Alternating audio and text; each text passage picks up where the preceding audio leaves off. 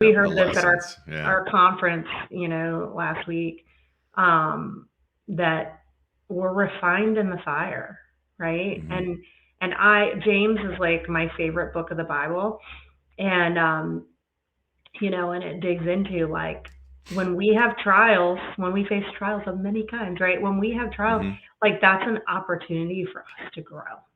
Hmm. And so many people, want to just have this easy life, and that's just not what it is. So having that attitude of gratitude, thanking God every day for the blessings. And listen, man, and we've talked about this too before, but if you've been to a third world country, I don't care what position you're in America, you Yes. have it good.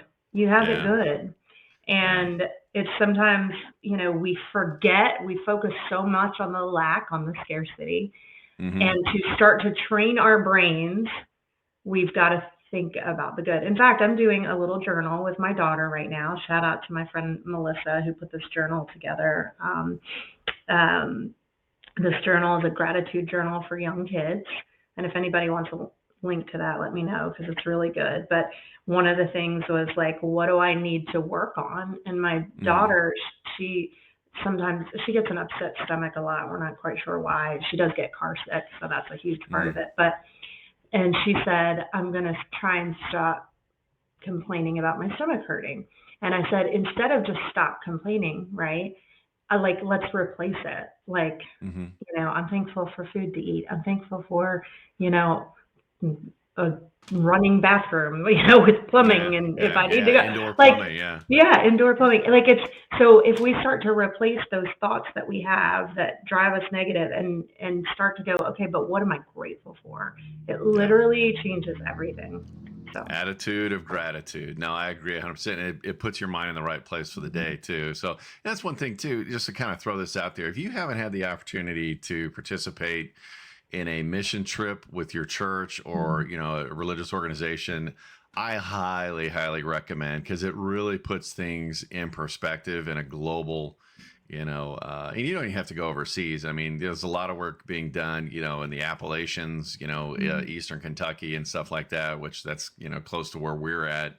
But I had the opportunity to go on a mission trip in the mountains of the Dominican Republic, right on the Haitian border, several years ago, and it was my very first one, and it was a life changer.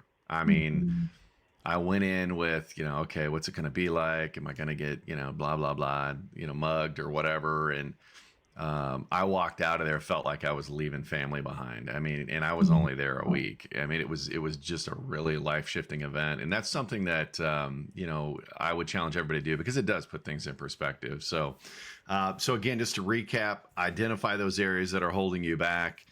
Second, challenge those limiting beliefs by diving into God's word and the Bible. Take action, budget, invest, get your health going, right? Start looking at supplements, start looking at walking every day. It doesn't have to be huge stuff.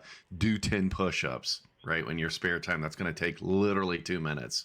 And just look for a way to serve others. So that's number three. And number four, surround yourself with like minded people. Find your tribe, right? Faith driven, abundance minded people. And there are a lot of them out there, and they're looking for people to be with too. So they're looking for you. And then lastly, start each day with that attitude of gratitude because it's going to really shift your perspective.